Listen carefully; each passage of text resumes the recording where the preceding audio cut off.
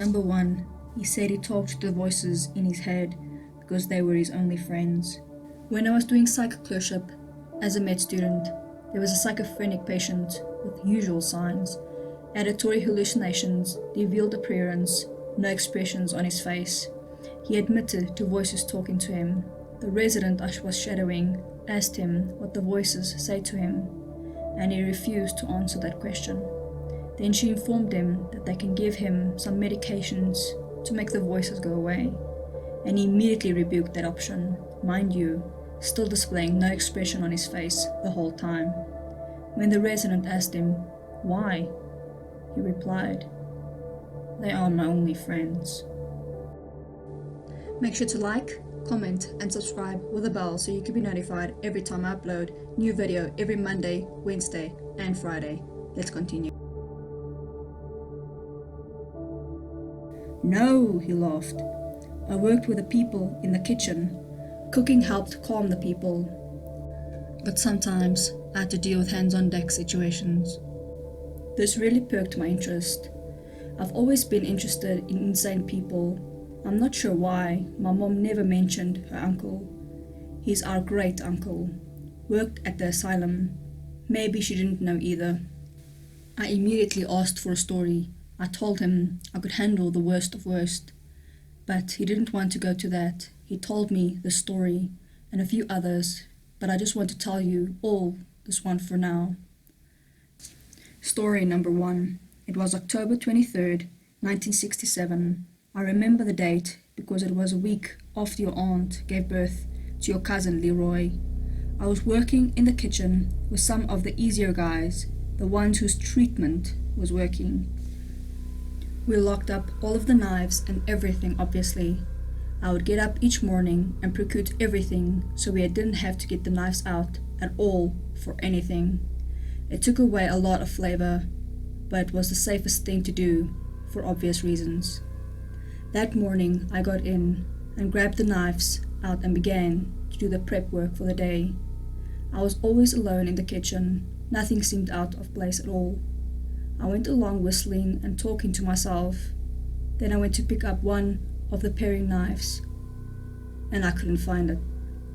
It was in the set a minute ago, but now it wasn't. I figured I had dropped it again and began looking around for it. I could not find it. See, when things go missing, your mind instantly thinks of how you must have lost it. You forget what you're doing or where you are and get annoyed with finding it. I did this, but then something said in my head, "Go tell someone."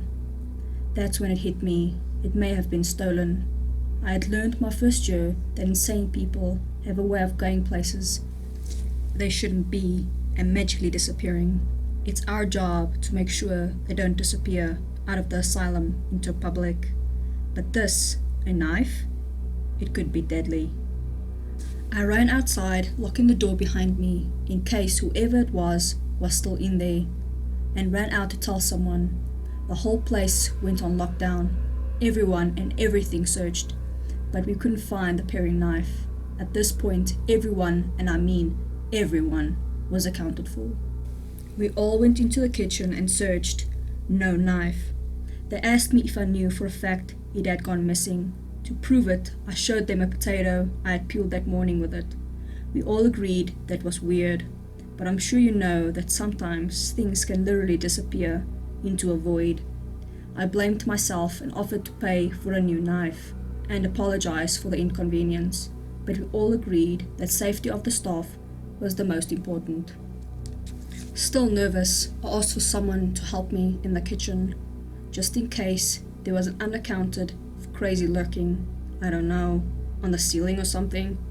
I actually looked up there to see if there was something or someone up there.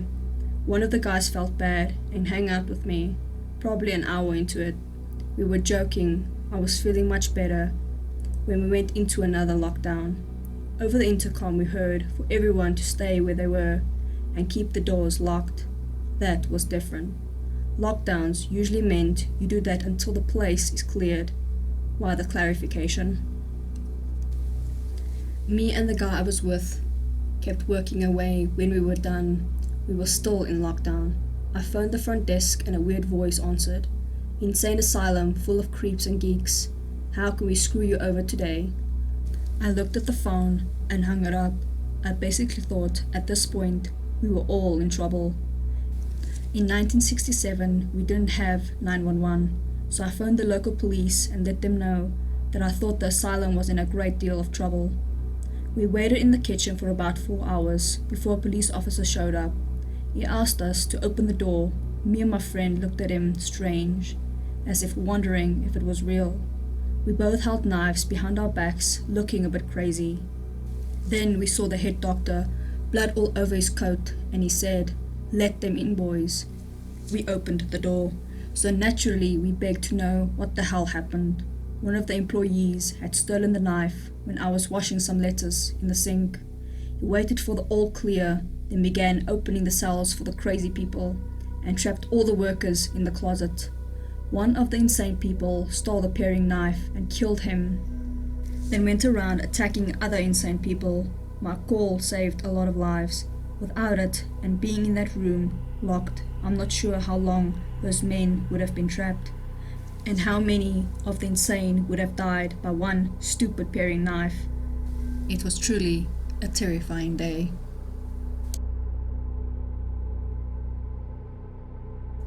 At number 3, in a day treatment facility I volunteered for, I led a writing group to help people develop goals and motivation to continue in treatment.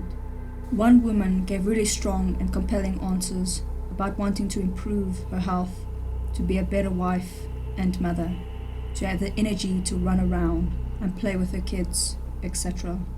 Several weeks after beginning the group, I mentioned this to another therapist, who informs me this woman has no husband or children, and never had. She wanted to be a better wife and mother, even though she had no husband or children. At number 4, I worked in the ER, and due to my country and state's poor mental health system, we see acute psychosis episodes daily. Over time, you get desensitized to it, but there is still one that turns my stomach. A guy was found in a burning abandoned building. He wasn't hurt, but was acting so strange the paramedics brought him in. He was homeless, had no ID, did not know his name, and had 0 drugs in his system. Looking into his eyes, you could tell he wasn't seeing the same thing I was. So I'm trying to get to his name or anything out of him, and he keeps telling me he was a pilot for the Air Force and flew experimental airplanes because he could withstand the G-force, and his blood was naturally thin. The blood test that measured this was actually fairly higher than normal, but not elevated to the point that he was on medication for it, so he was right on that account. I was at the desk telling a co-worker about this stuff this guy was saying, when a resident overheard me. He was former Air Force as well, and looked like he had seen a ghost. As soon as I mentioned the name of the base, this doctor freaked out. He said that that city or base had no roads in or out, and a lot of top secret testing goes down there. He said that you don't know about it unless you've been there. He told me not to talk about it or make a big deal. This gave me an even weirder vibe.